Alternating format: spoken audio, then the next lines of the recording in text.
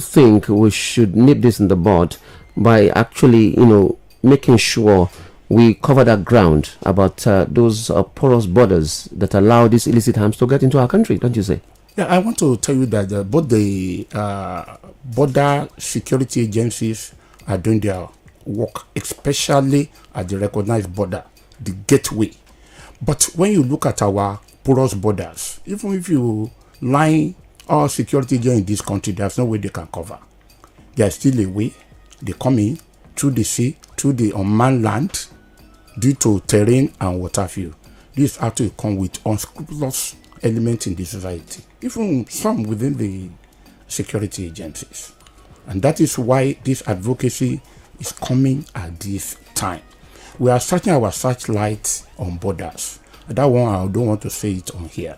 But effort is going on to get the border control. Either the one being manned or the one that have not been manned. There are so many equipment now that can really do a lot of wonderful things.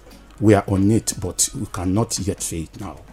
Okay, let's look at this issue of illegal arms possession. How worrisome is it? Let's look at it in Nigeria presently. It's worrisome. When you look at the last elections, we all know what happened. I don't want to bother us like this. Some people carried it illegally. Some people even display it across the country. No country is left out. It's only the degree that you can say, oh, it's not really much here. But I'm telling you, it's in wrong hand. When you look at especially this corpse-size gun made locally, they will cut it. Some of these boys, actually, I'm happy when Madam said, well, the cultists, majority of them, not only cultists, they are political talk being hired. And the way they will hide it is using cartridge, but they will put it in their jeans. And you never know because it has been cut to size. It's in form of pistol. It is worrisome. It's everywhere. And I want to tell you, if you remember NSAS in Lagos and some other eastern parts, harmonies were looted by criminal gangs in the name of NSAS. And that is why April last year, the zonal offices were created to give intelligence to security agencies on how to control it, monitoring those who are carrying it. And security agencies have been trying. And I want to tell you, I've been mop up. 3 things the center is doing now. First is advocacy, which we are doing now. To the member of public to know. See something, say something. But where we are going to say it to, I will let them know in the course of the program. The second one is mopping up. Recently, Inspector General of the Police just handed over some thousands of arms to us, collected from various police commands. We just received about 3 weeks ago.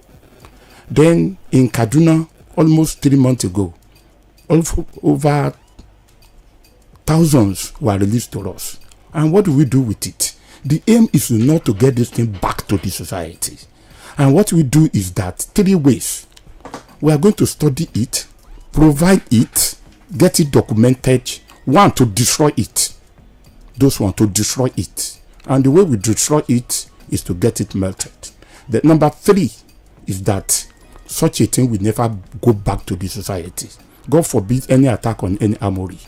Our armory can be attacked because it's a specialized one, which is a modern way. This conversation about illicit arms is global. You think the global phenomenon of these has really affected us negatively also? Thank you very much. You made me to remember that the ECOWAS Charter and the UN Charter, we are on the same page. In fact, they asked any member country to go and establish National Center for the Control of Arms. We are a member. It's global. When you look at the ECOWAS now, most arms coming to Nigeria, mainly from these war fighters, especially not recognized. The ones that will go abroad.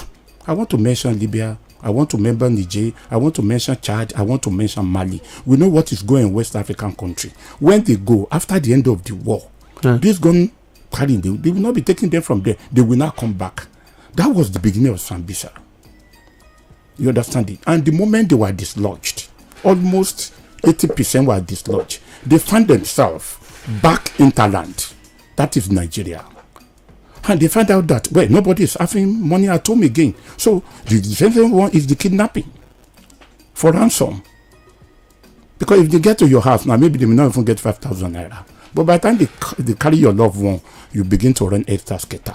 It is still within our society. They are carrying it. And that is why no center, no security agency can do it alone without an information from the public. And that is why we are saying, see something, do something. Don't be afraid. Don't be afraid. I'm sure anybody going to a very senior officer in any security agency, they will know how to keep the information. And that is why we are telling people now that even if you cannot, I'm sure if you just walk into DSS director, probably in Lagos here, the commissioner of police, you see the spokesperson of the police, please, I want to see the commissioner on this issue, and I want to discuss with him alone. You are very sure of your information that nobody will make reference to you, and it will be kept. But what we are saying is that when you are ready to give information, give accurate information. Give accurate information. The moment you give information and it's wrong, you know the effect on that person. You know the effect of resources we have wasted to go about verifying the truth. All right. Now, still looking at this proliferation of illegal arms, I want us to look at how we got where we are right now. I mean, it didn't used to be a big problem. We knew it was just the security agencies that were supposed to carry this kind of guns and all that. And before we knew what was happening, even teenagers, different groups, you start seeing locally made guns and other people bringing in illegal. What really gave a rise to this? Thank you very much. I will start, though I was young during the Civil War.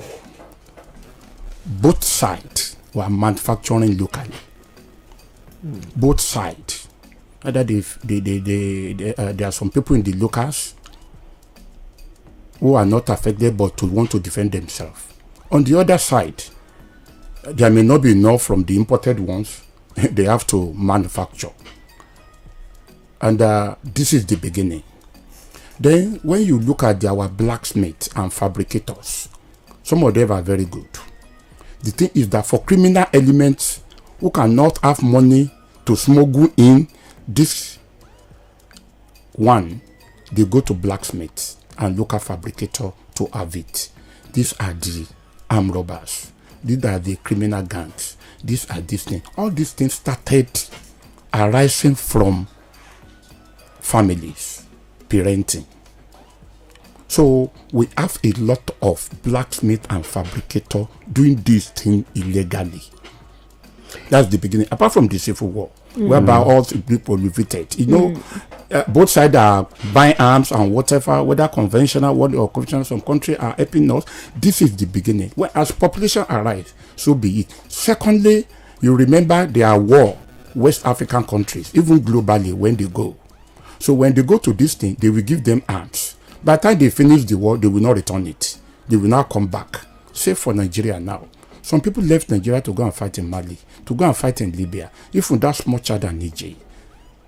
Mali, this is where some of these things are coming in. Then when we have a break of this Boko Haram, they have to equip themselves. Some of them foreign, some of them in talent, in order to defend the same. When you look at these three, this is how we begin, and this is where we find ourselves. It's more pronounced here on campuses. Campuses in desert, they will say secret code. To in the security term, they are criminal elements. They are only using campuses as a cover. In deny, they will rob. In deny, they do small kidnapping. When they see a girl carry big phone, they follow her. They can do her for 2-3 minutes. Or you have transfer money to us. If you talk, we kill you. And they make good use of their trade. That, you know, so maybe you have 50,000 and they transfer 40. That's how they begin to catapult. And that is where we find ourselves. Then look at the unscrupulous smugglers who are into this arms. All right. You mentioned blacksmiths and those who fabricate this, weapons and illicit, ammunitions. Yes. It looks like the government is helpless if you look from that direction. I mean, in tackling from that area. Yeah. I don't think the government is helpless. There are so many strategies being put in place. I want to tell you, a lot of them are being arrested, are being prosecuted by various security agencies, including the Nigerian police. But if public refuse to give information or intelligence, it will not. That is why we are coming in with the public now. They are not allowed to fabricate any guns. They are not allowed to fabricate any gun, except den gun. The den gun now is for the hunters to defend themselves.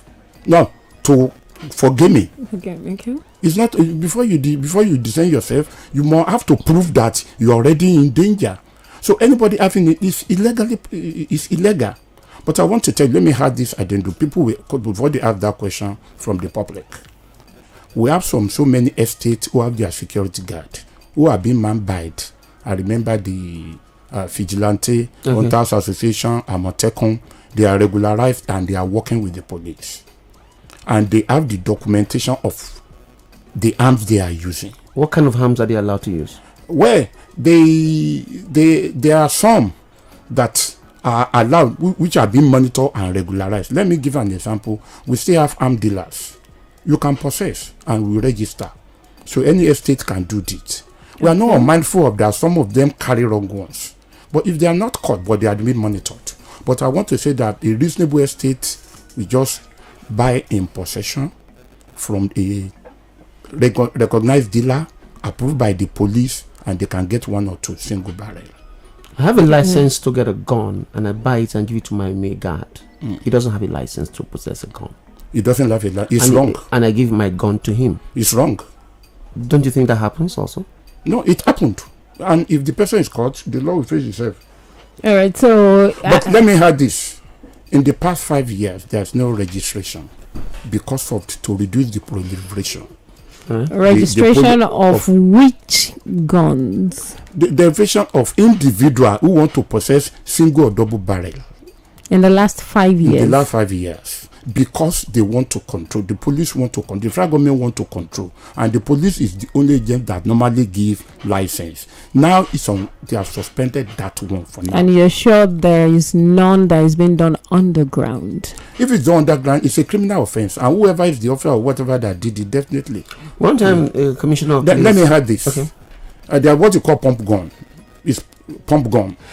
Where you just... you can take 5, 6, 7. When you just load, they call you pump is that you have to pump it before one will go. It could be double, it could be one. It is illegal. You cannot even buy it. But it's now there. And that is why it's now left for us to actually, that is why by the time we are on TV,